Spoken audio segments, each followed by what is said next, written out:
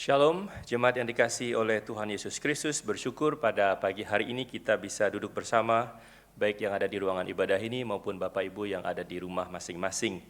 Hari ini, hari Minggu, hari istimewa, Tuhan mengundang kita untuk hadir pada ibadahnya, bertepatan dengan hari ke-6 di bulan Desember di akhir tahun 2020.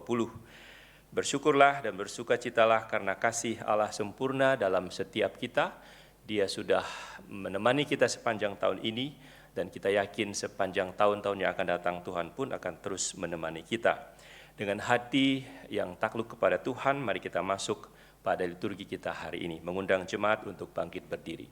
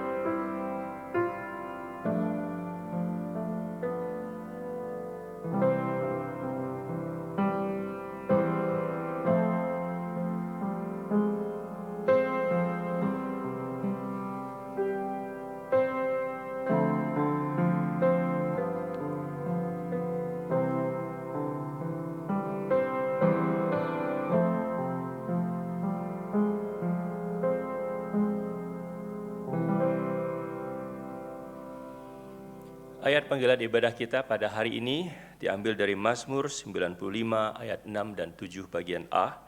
Masuklah, marilah kita sujud menyembah, berlutut di hadapan Tuhan yang menjadikan kita. Sebab dialah Allah kita dan kitalah umat gembalaannya dan kawanan domba tuntunan tangannya.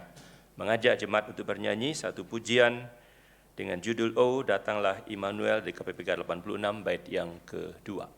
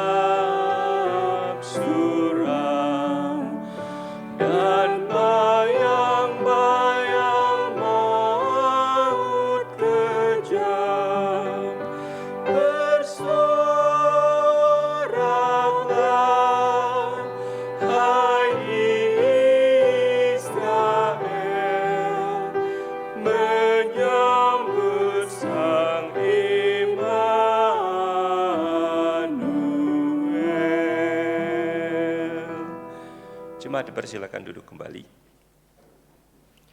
Hari ini kita sekaligus memperingati Advent Minggu kedua di bulan Desember ini. Kita mempersiapkan hati untuk menyambut kedatangan Kristus yang kedua kali. Saya akan membacakan pengantar untuk Advent Minggu kedua dari Yohanes 3 ayat 16 yang berbunyi demikian. Karena begitu besar kasih Allah akan dunia ini, sehingga Ia telah mengaruniakan anaknya yang tunggal, supaya setiap orang yang percaya kepadanya tidak binasa, melainkan beroleh hidup yang kekal. Kita akan bersama-sama menyaksikan penyalaan lilin dalam kasih yang dicurahkan oleh Kristus Yesus, Juru Selamat kita.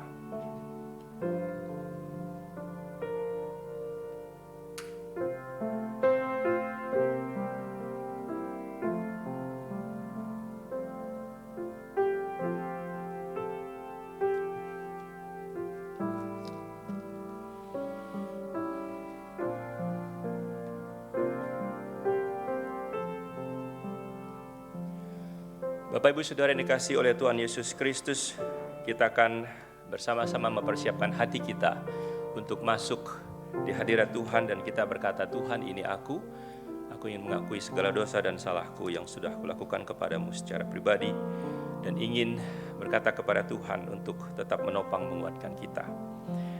Dengarkanlah firman Tuhan yang terambil dari Mazmur 51 ayat 3 yang berbunyi demikian, Kasihilah aku ya Allah menurut kasih setiamu, hapuskanlah pelanggaranku menurut rahmat-Mu yang besar. Pujian yang akan kita nyanyikan dengan judul Kota Kecil Bethlehem. Biarlah ini mengingatkan kita bahwa Kristus sudah datang, sudah lahir untuk kita. Nyanyikan lagu ini bersama-sama, bait pertama dan bait keempat.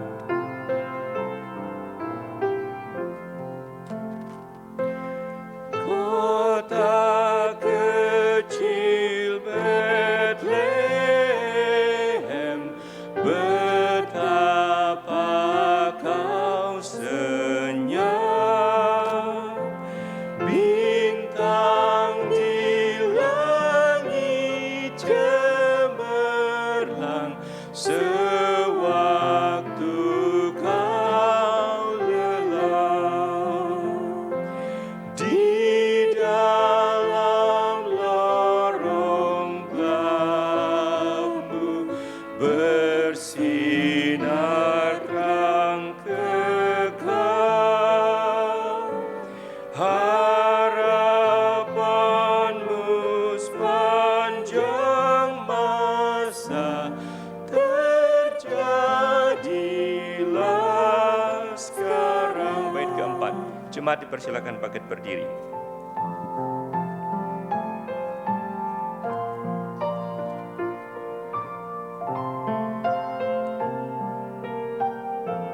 Baik Kudus Bethlehem, baik Kudus Bethlehem,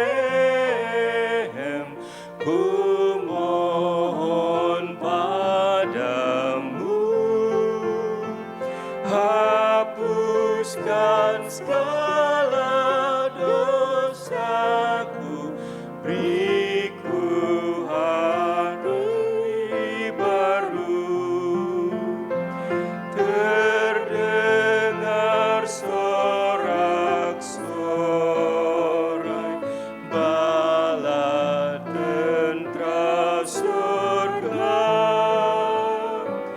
karena manusia berdosa berpaling padanya. Mari kita merendahkan hati untuk menghadap Tuhan yang Maha Kudus dan Maha Kuasa. Kita mengakui segala dosa dan kesalahan kita di hadapan Tuhan.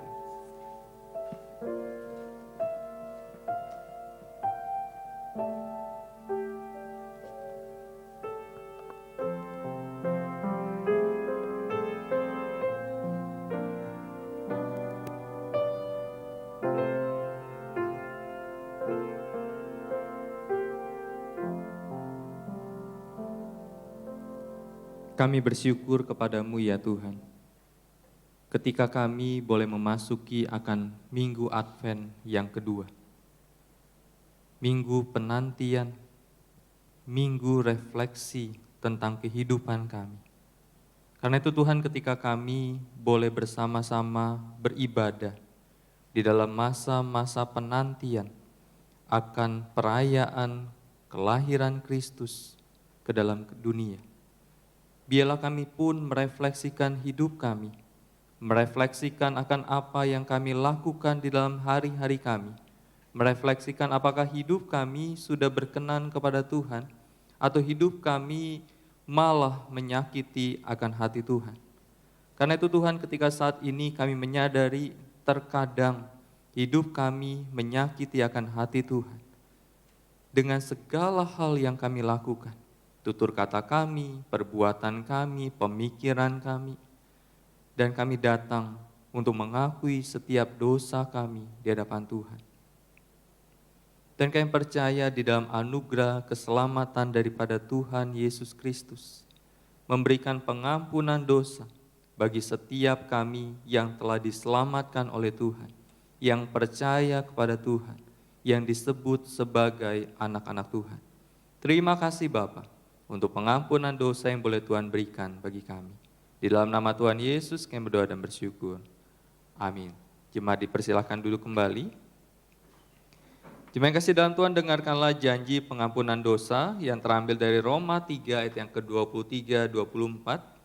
Karena semua orang telah berbuat dosa dan telah kehilangan kemuliaan Allah, dan oleh kasih karunia telah dibenarkan dengan cuma-cuma karena penebusan dalam Kristus Yesus.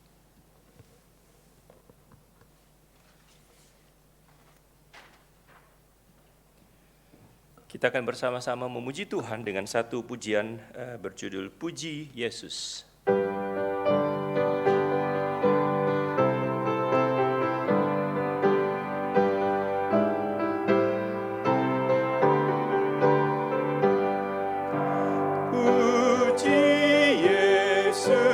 Puji Yesus penebusku, langit bumi masyurkan kasih-Nya.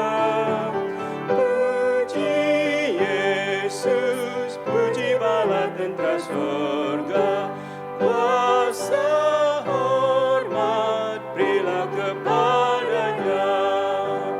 Bergembala Yesus pelihara kita, siang malam kita dijaganya. Puji Yesus, masyurkan kebesaran-Nya. Puji Yesus selama-lamanya. Tiba saatnya bersama dengan umat Tuhan dari segala abad dan segala tempat kita mengikrarkan pengakuan iman rasuli kita, mengajak jemaat untuk bangkit berdiri. Pengakuan iman rasuli berbunyi demikian. Aku percaya kepada Allah Bapa yang Maha Kuasa, Khalik langit dan bumi, dan kepada Yesus Kristus anaknya yang tunggal Tuhan kita, yang dikandung daripada Roh Kudus, lahir dari darah Maria, menderita sengsara di bawah pemerintahan Pontius Pilatus, disalibkan, mati dan dikuburkan, turun ke dalam kerajaan maut. Pada hari yang ketiga, bangkit pula dari antara orang mati, naik ke surga, duduk di sebelah kanan Allah, Bapa yang Maha Kuasa, dan dari sana Ia akan datang untuk menghakimi orang yang hidup dan yang mati. Aku percaya kepada Roh Kudus, gereja yang kudus dan am, persekutuan orang kudus, pengampunan dosa, kebangkitan tubuh, dan hidup yang kekal. Amin. Silakan duduk kembali. Tiba saatnya kita akan mendengarkan firman Tuhan dan nanti akan dirangkaikan dengan perjamuan kudus. Bapak Ibu, kita bernyanyikan satu pujian yang indah sekali, sebuah pujian dengan judul Dia di Tengah Kita. Allah yang hadir dan lahir selalu ada di tengah kita, di dalam kita, menemani kita, mendampingi kita kemanapun kita pergi.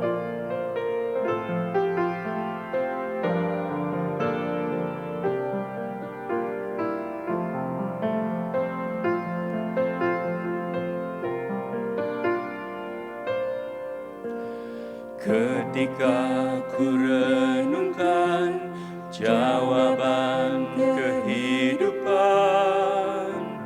tiada terpuaskan. Sebuah syukur ucapan, Yesuslah datang. Dia hadir dan tak pernah biarkan.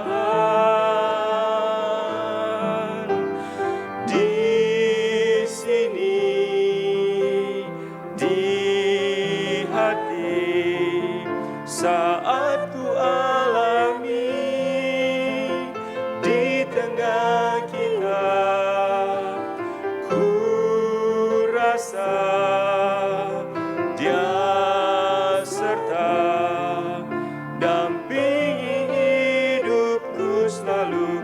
Dia di tengah kita. Ketika ku renungkan,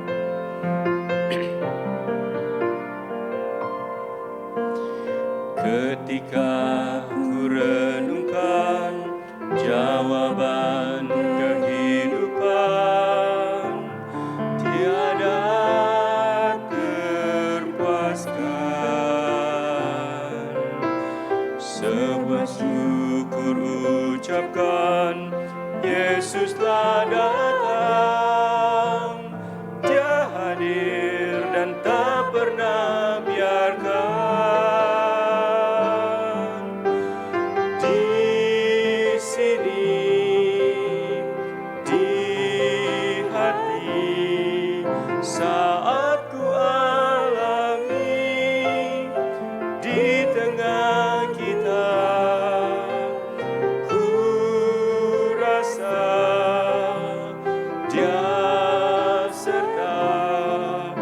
dampingi hidupku selalu, Dia di tengah kita. Dampingi hidupku, dampingi hidupku selalu, Dia di tengah kita.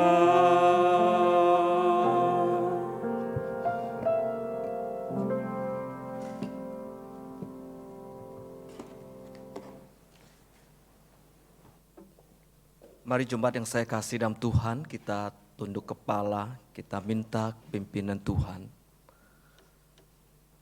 Bersyukur kepadamu ya Tuhan, kalau hari ini kami boleh datang kembali. Tidak saja kami memuji menyembah Tuhan, tetapi kami merindukan firman-Mu ya Tuhan.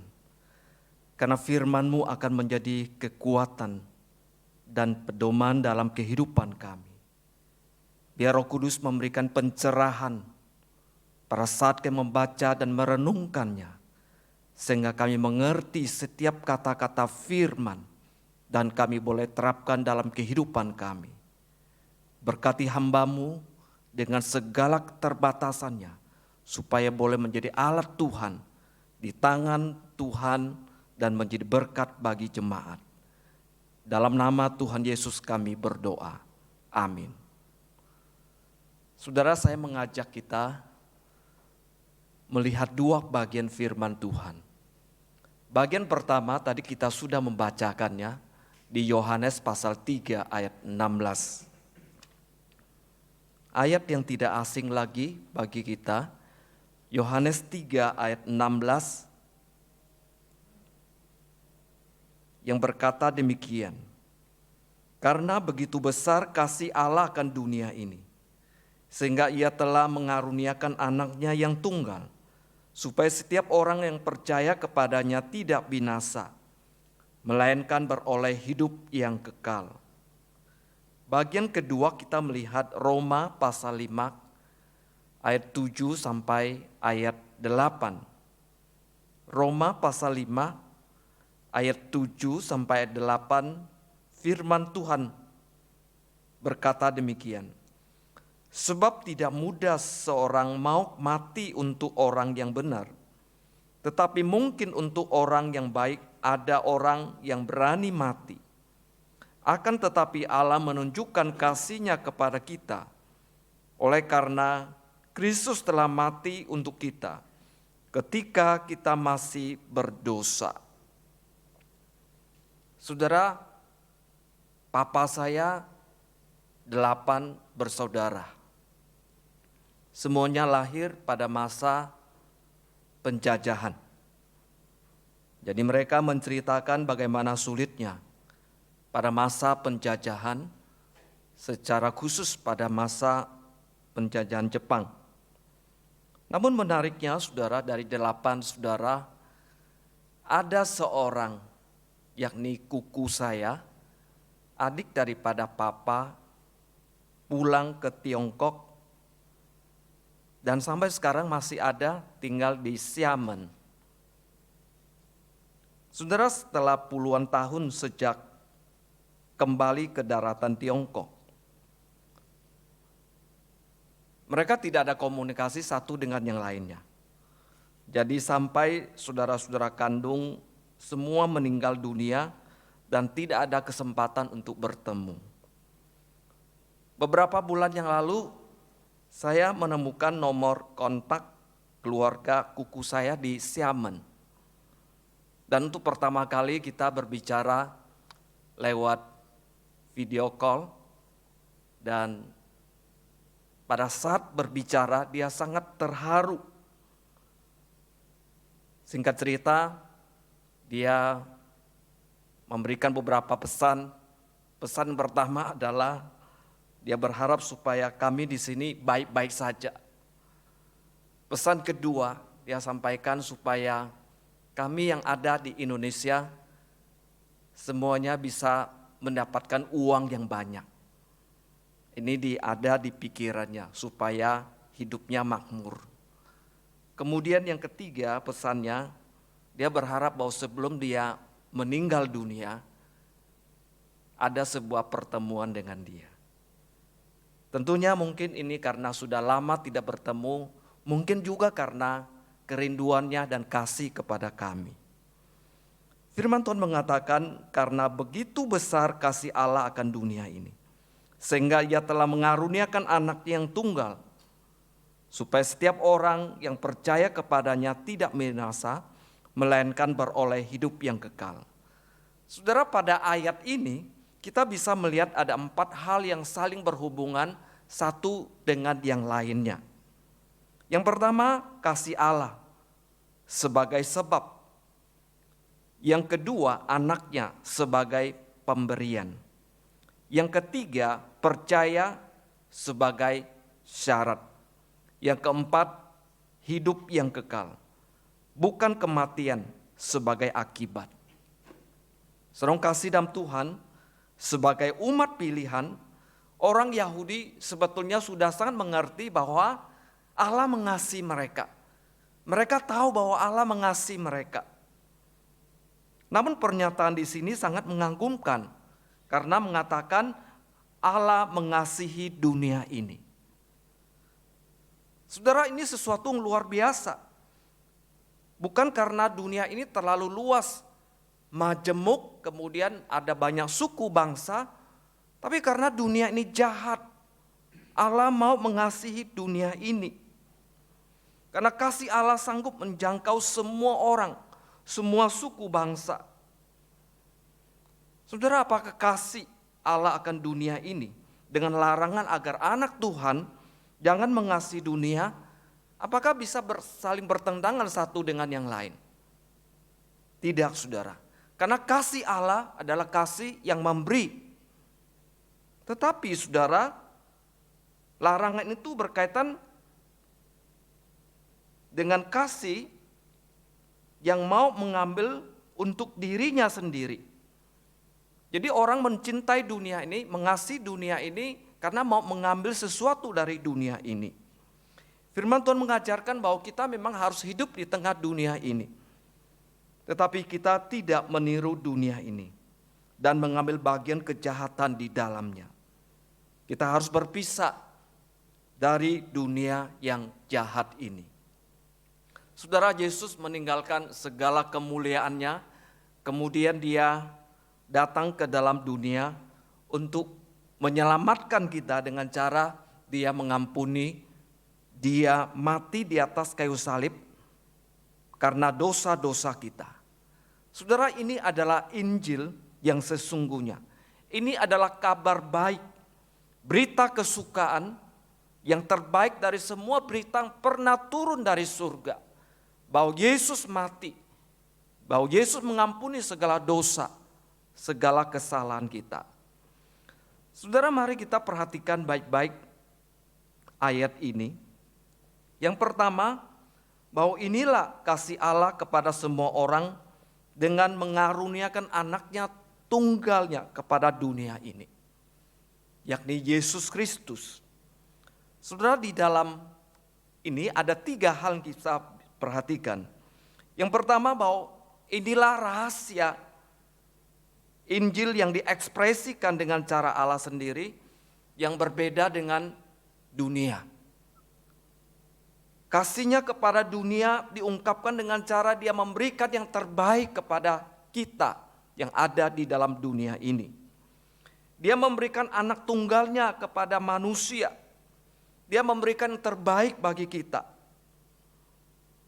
Saudara, kasih Allah merupakan asal mula atau dasarnya terjadi pembaharuan hidup kita. Karena Dia mengasihi kita. Yang dilakukan melalui roh dan perdamaian kita dengan Dia melalui peristiwa kematian Yesus Kristus di atas kayu salib. Sehingga kita diperdamaikan kembali. Kita diperbaharui oleh karena Yesus mati di atas kayu salib. Saudara, dengan memberikan anaknya, sekarang kita tahu bahwa Dia Allah yang mengasihi kita. Dia Allah yang peduli kita akan keselamatan kita. Meskipun manusia berdosa memberontak menuju kepada kebinasaan. Tetapi Allah tetap berinisiatif mengaruniakan anak tunggalnya sebagai pemberian, sebagai bukti bahwa Dia mengasihi kita. Dia menyayangi kita. Dia mengasihi seluruh umat manusia. Melalui Yesus Kristus diberikan tawaran kehidupan dan keselamatan kepada semua orang. Tidak ada kecualinya. Tawaran ini diberikan kepada saya dan juga diberikan kepada saudara. Saudara, ini merupakan langkah kasih terhadap orang-orang sesungguhnya yang sudah membelot, orang-orang sudah memberontak kepada Allah. Kemudian diberikan pernyataan bahwa Allah mengasihi kita, bahwa Allah mengampuni kita, bahwa Dia membebaskan kita. Dia mau memberikan jaminan keselamatan bagi setiap orang yang ingin datang kembali, memohon kepadanya, berlutut kembali setia kepada Allah kita. Allah akan memberikan pengampunan. Allah akan memberikan pembebasan kepada setiap orang yang datang kepadanya. Bahkan memberikan jaminan keselamatan. Yang kedua, saudara, dari ayat ini, kewajiban besar terhadap Injil. Sudah ternyata ada sebuah pemberian dengan cuma-cuma, tetapi ada sebuah syarat, yakni kewajiban kita terhadap Injil, yakni kita harus percaya kepada Yesus Kristus. Bahwa Dia memang telah diberikan Allah kepada dunia ini, kepada kita, kepada semua orang. Tapi kewajiban kita adalah kita memberikan respon, kita mengulurkan tangan, kita menerima pemberian itu. Sehingga ini akan mencapai maksud daripada si pemberi itu, yakni Allah kita. Saudara, tentu kita masih ingat di luar, mungkin dalam keluarga kita, ada masih banyak orang yang belum percaya kepada Tuhan. Kewajiban kita adalah memberitahukan kepada mereka, supaya mereka bisa percaya kepada Tuhan.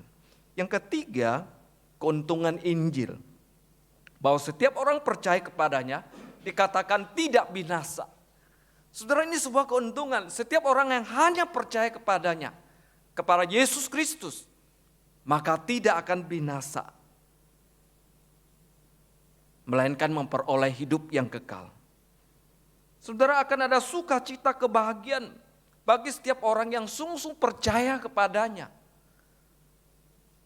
Khususnya di momen bulan Desember, saudara. Minggu Advent pertama, Minggu Advent kedua, dan seterusnya. Saudara, ada perasaan sukacita menyertai orang-orang yang percaya. Inilah sebuah keuntungan ketika kita ada di dalam Yesus Kristus.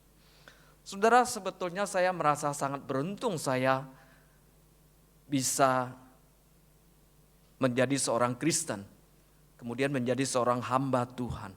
Saya merasa hidup ini sangat berarti, hidup ini terarah, dan saya merasa sesuatu yang luar biasa. Dan saya tidak menyesal selama percaya kepada Yesus sampai saat ini. Saudara, tim pastoral Hotline COVID-19 memberikan pelayanan kepada begitu banyak orang. Awalnya kita berpikir bahwa ini mungkin hanya segelintir orang. Tetapi ketika pelayanan dibukakan, ternyata ada begitu banyak orang yang menghubungi. Dari tim medis kemudian juga kepada tim pastoral. Saudara, tidak hanya jemaat Gereja Kristus Yesus yang menghubungi, yang punya pergumulan ketika kena COVID-19, dan juga anggota-anggota keluarga saudara. Dan juga memberikan pelayanan orang lain ketika mereka sangat membutuhkan bantuan. Kami tim pastoral yang memberikan pendampingan, yang memberikan doa, memberikan pelayanan ini, saudara sungguh merasakan bahwa kuasa Allah bekerja ketika orang-orang punya kesulitan, mereka dilayani. Saudara, hatinya lebih terbuka ketika Injil kita sampaikan kepadanya. Saya bersyukur bahwa pelayanan ini boleh diadakan. Dan biarlah ini boleh jadi berkat besar bagi banyak jemaat kita. Bahkan jemaat yang ada di luar. Yang kedua, saudara, inilah rancangan Allah dalam mengutus anaknya ke dalam dunia. Yesus datang ke dalam dunia dengan membawa keselamatan bagi setiap umat manusia. Bagi setiap orang yang membuka hatinya kepadanya. Telah dirancang oleh Allah dan Allah berikan kepada kita. Dia mengutus Yesus datang ke dalam dunia. Yesus tidak datang untuk menghukumi dunia. Sekalipun kita punya alasan untuk berkata bahwa Yesus sesungguhnya dia datang ke dalam dunia. Dia harus menghukum manusia yang berdosa. Dia harus menghukum begitu banyak orang yang sedang berbuat kejahatan. Mereka layak dihukum. Tapi Yesus datang supaya dunia bisa diselamatkan. Melalui karyanya, pintu keselamatan terbuka bagi setiap orang. Bagi setiap orang yang mau percaya kepadanya. Bagi setiap orang yang masuk ke dalamnya. Dan Tuhan menerimanya. Warren Wiersbe, seorang profesor terkenal, dia berkata demikian. Perbedaan antara kebinasan dan hidup, antara penghukuman dan keselamatan, terletak pada iman di dalam Yesus Kristus. Yesus bisa saja datang ke dalam dunia ini sebagai hakim dan menghukumi setiap orang berdosa yang memberontak.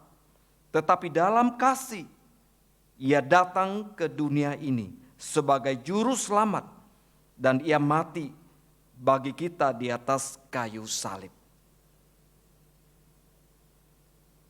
Inilah rancangan Allah.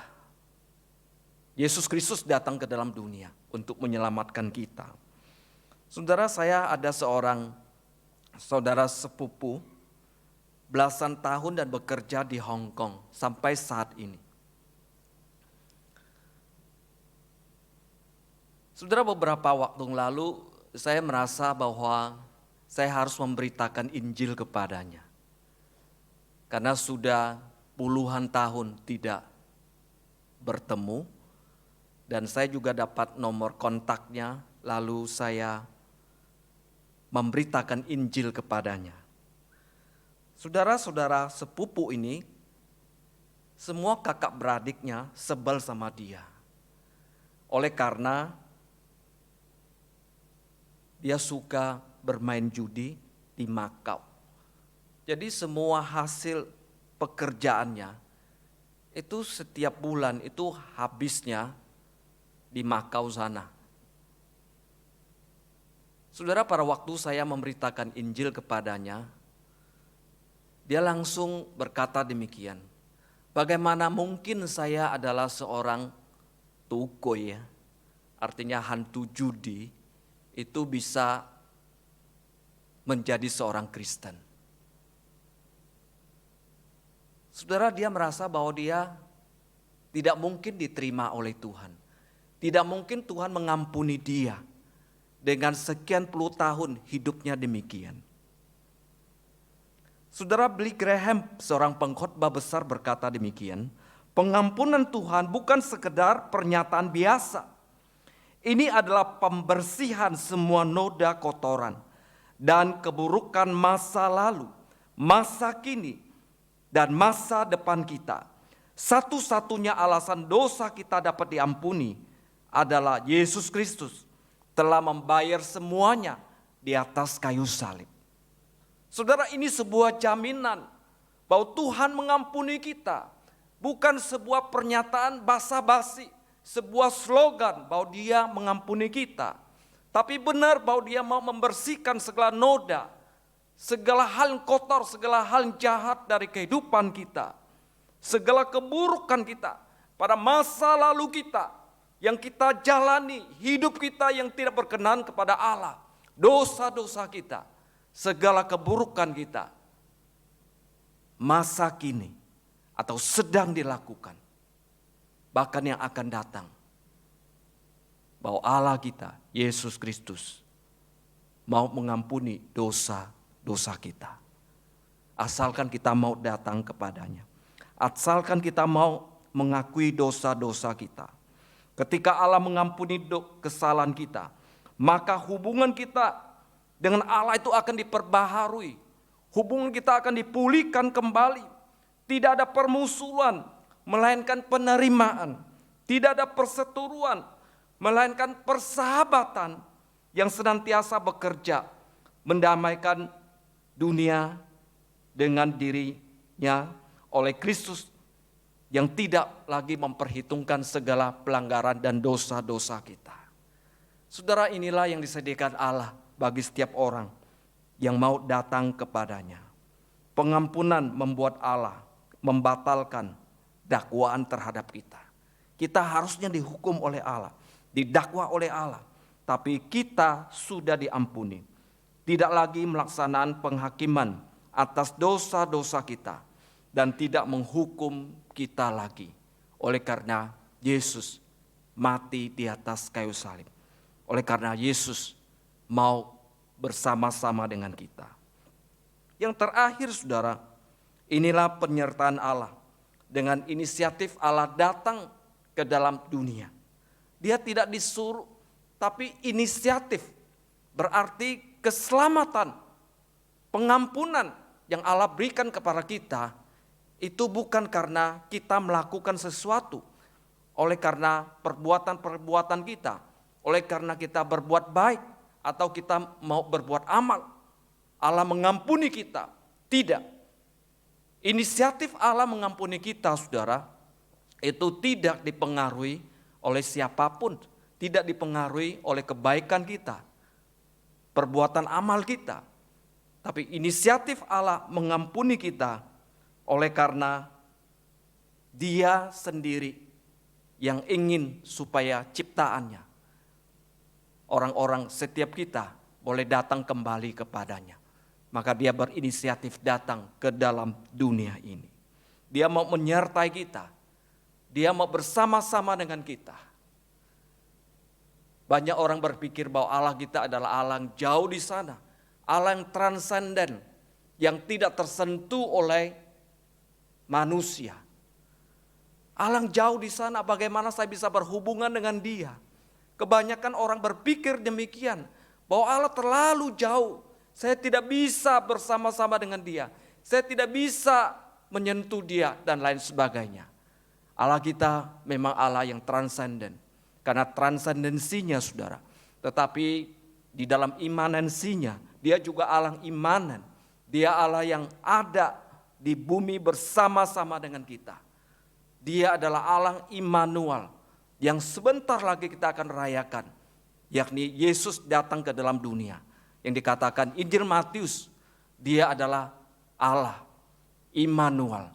Artinya Allah beserta kita. Ketika Allah beserta kita saudara, kita akan merasakan sebuah kehidupan yang bermakna. Sebuah kehidupan yang penuh dengan kedamaian. Sebuah kehidupan yang bertujuan. Karena Allah mengasihi saudara dan saya. Tuhan memberkati kita. Kita berdoa. Terima kasih Tuhan untuk kasih-Mu kepada kami. Untuk pengorbanan yang sedemikian besar. Engkau meninggalkan segala kemuliaan. Merencanakan datang ke dalam dunia. Bersama-sama dengan kami manusia yang berdosa. Mengampuni segala dosa kesalahan kami. Tidak memperhitungkan segala kejahatan-kejahatan kami. Melainkan Engkau menerima kami apa adanya. Terima kasih Tuhan untuk rancangan Allah besar. Kasih-Mu kepada kami.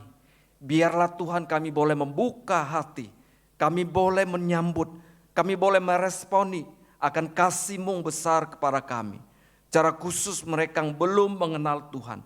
Secara khusus mereka yang ingin mengenal Tuhan. Biar Roh Kudus bekerja dalam hatinya. Sehingga mereka pun boleh mendapatkan kasih yang sempurna ini. Terima kasih Tuhan, kami bersyukur kepadamu. Di dalam nama Tuhan Yesus kami berdoa. Amin.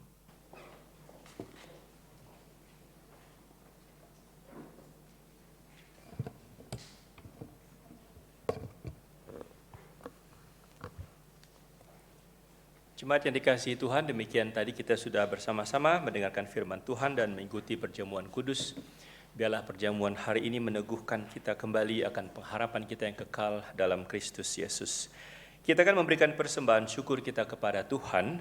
Persembahan minggu ini bisa dilakukan dengan cara scan QR Code dan barcode melalui OVO, GoPay, Dana, ShopeePay atau ditransfer ke rekening BCA dengan nomor 001 305-2422 atas nama Gereja Kristus Yesus. Atau bisa juga dimasukkan ke dalam amplop berwarna putih di bawah ketika nanti Bapak Ibu ada waktu untuk bersama-sama hadir beribadah di gedung gereja. Kita akan bernyanyi satu pujian dari KPPK 91, Dengar Malak Memuji. Bait pertama dan ketiga.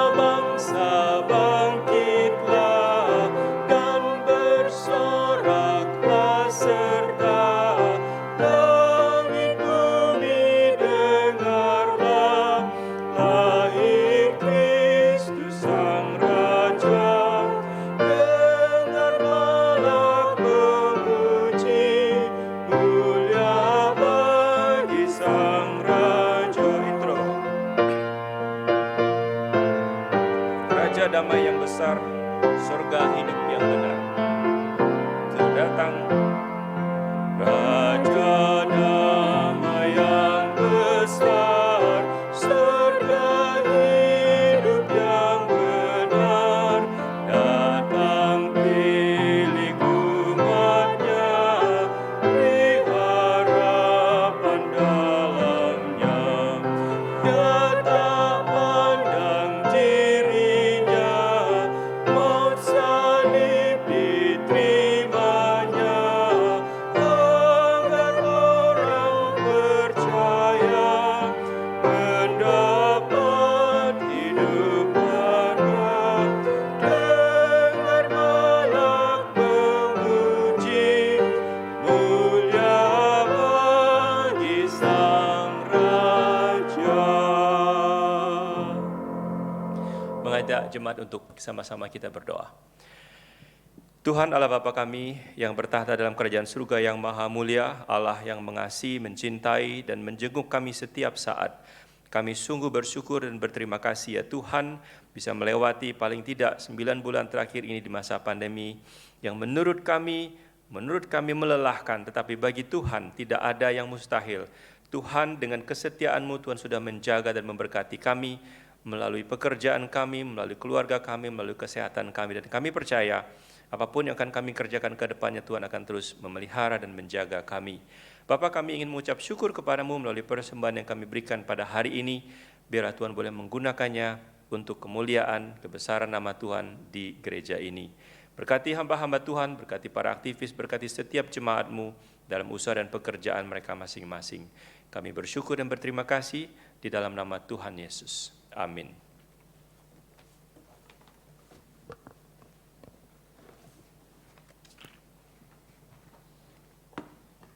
Shalom jemaat yang kasih dalam Tuhan, kita bersyukur hari ini kita boleh bersama-sama beribadah di hadapan Tuhan, dan doa kami biarlah setiap kita dimanapun kita berada senantiasa dipelihara oleh Tuhan. Jemaat yang kasih dalam Tuhan, ada beberapa berita pengembalaan yang bisa saya sampaikan hari ini. Yang pertama, hari ini adalah minggu pertama. Mari kita dengan hati yang penuh syukur, kita membawa persembahan persepuluhan kita kepada Tuhan.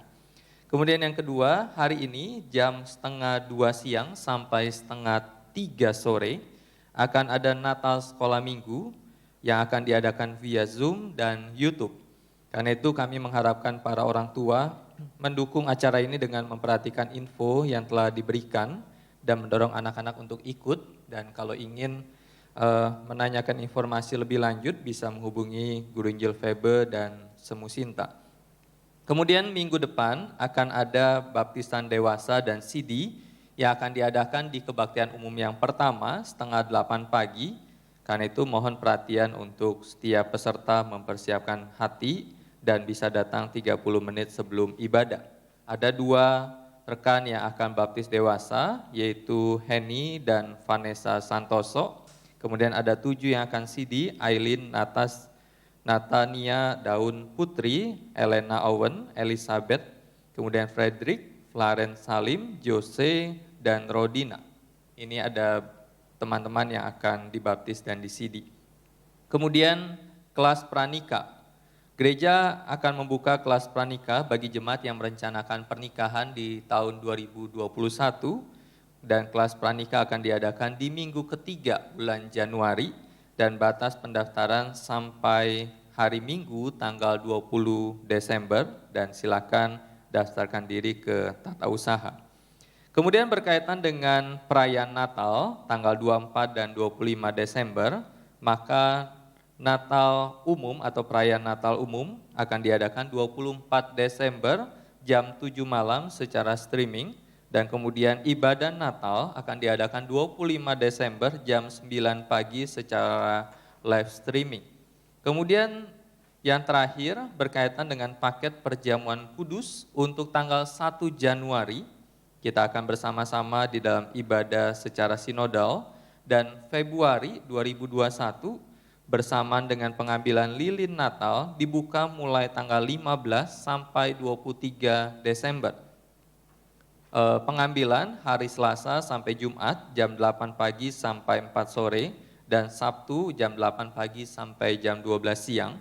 Karena itu silakan jemaat untuk bisa datang mengambil di gereja dan bagi jemaat yang berusia 60 tahun ke atas, maka paket perjamuan kudus akan diantar oleh sopir gereja ke rumah. Maka silakan hubungi tata usaha dan bagi jemaat yang ada di Citra Raya bisa menghubungi Guru Injil Robert untuk mengambil akan paket ini. Tuhan Yesus memberkati kita.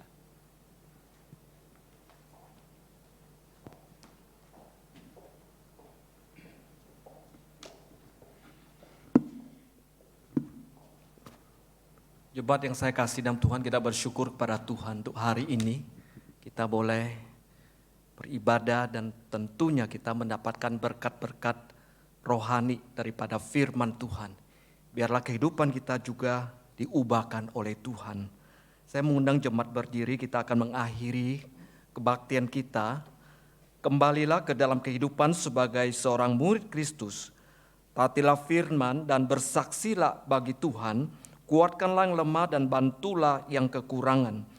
Kasihlah dan layani Tuhan dengan segenap hatimu.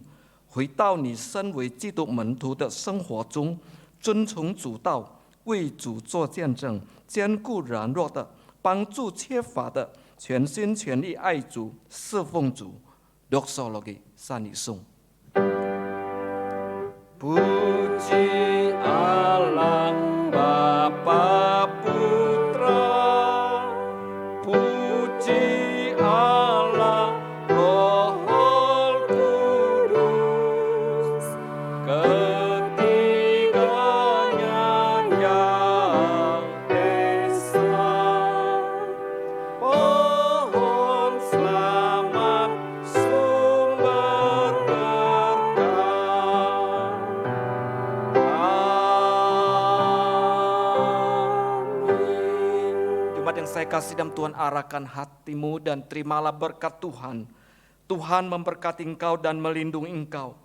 Tuhan menyinari engkau dengan wajah-Nya dan memberi engkau kasih karunia. Tuhan menghadapkan wajah-Nya kepadamu dan memberi engkau damai sejahtera mulai saat ini bahkan sampai selama-lamanya. 愿耶和华赐福给你，保护你；愿耶和华使他的脸光照你，施恩给你；愿耶和华向你扬脸，赐你平安，从今时直到永永远远。阿门。阿门。阿门。